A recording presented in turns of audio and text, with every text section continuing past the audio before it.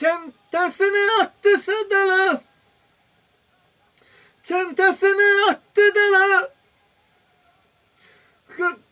Kamçısını attı sola.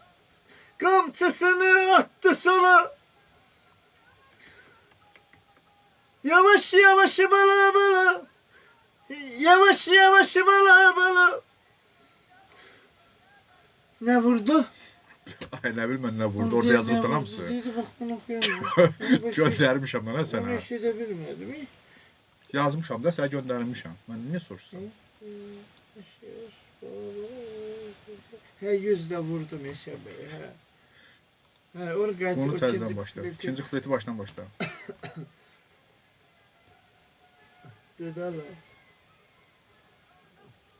Çantasını attı